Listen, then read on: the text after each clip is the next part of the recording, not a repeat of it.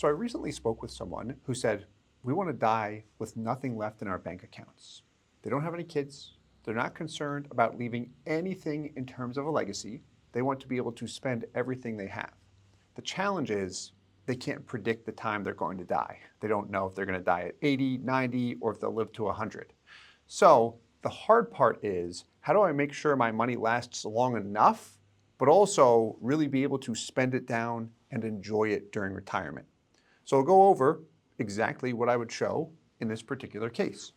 So here we've got a couple who are both around the age of 60.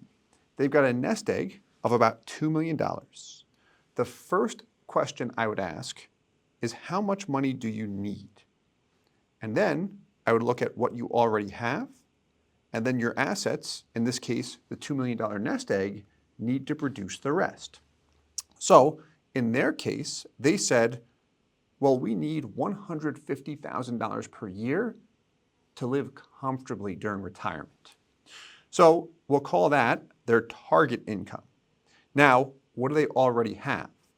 They don't have this at this exact moment, but at 62, they'll both have right around $30,000 per year of Social Security income, which gives them a total of $60,000 per year.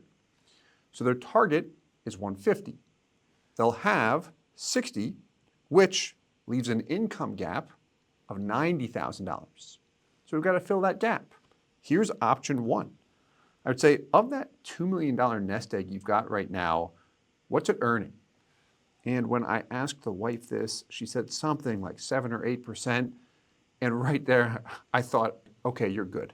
Because if you earn 5% throughout retirement on $2 million, that's $100,000 per year. You can just live off the interest alone, and $100K plus the 60 you're getting from Social Security, you hit your target without touching any of the principal balance. But then that's where I usually hear something like, well, yeah, I'm earning 7% right now, but I don't know that I'll earn that every year. Okay, no problem. What I would do then is just look at more conservative assumptions. At 4%, your $2 million will produce $80,000 per year. And if we go really conservative at 3%, that $2 million will produce $60,000 per year. By the way, I think 3% is too conservative, but that's the number we're going to look at. If things work when you stress test it at super conservative numbers, you're usually going to be okay. So looking at 3%, what would that look like? Well, they've got their nest egg of $2 million at a 3% return, producing $60,000 per year. They've got Social Security of another 60. Add the two together, they're at 120, which leaves an income gap of $30,000 per year, which the easy fix here, especially if you don't want to leave anything because you have no kids and you don't care about a legacy, just spend down some of the principal over the years. You're realistically going to earn more than 3% during some years. But even if you do, you're not going to run out of money. And I'll show you that in a moment. But that's option one. Option two would be to get an annuity. So I'm going to show you an example here where we take of that $2 million nest egg, a big chunk of it, $1.2 million, and move it into an income annuity, which produces a guaranteed income stream of $90,000 per year.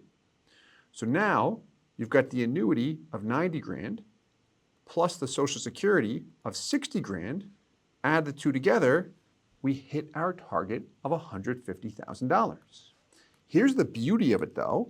You still have $800,000 left over that's still earning interest. We can use the same 3% assumption if we want to be conservative. If you said, well, I've got the income set where I want, so I can be a bit more aggressive on that, you could do that too. And then, if you're not concerned about leaving a legacy, use that $800K to have fun. If you want to spend an extra $50K to go on a luxury vacation or get a cool car or something like that, you can do that now. So let's look at the two examples side by side. We'll start with option one. So we've got our $2 million. First, we're looking at a 0% rate of return. It stays at $2 million. If you make that 5%, what happens? The balance compounds quickly. If you make it 3%, still compounds, but a bit slower. However, we want to really stress test this and assume 3% plus income coming out. So let's look at income. Their Social Security is giving them $60K. Their target is $150. So we're going to pull another $90 from their nest egg. So you've got your $2 million. 3% gives you $60K in interest, but we're pulling $90, which means we pulled $30K of the principal. So what happens in a case like this, if you pull from your principal, your account balance comes down, and eventually you're going to run out of money. So what I would look at here would be, when do you run out of money? When you're 97 years old. You said that your goal was to spend everything before you die. What do you think about that? Usually I would hear the answer, that looks good.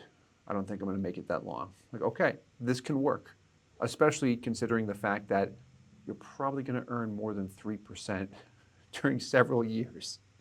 But anyway, that's option one, making it ridiculously conservative. Let's do the same thing with option two.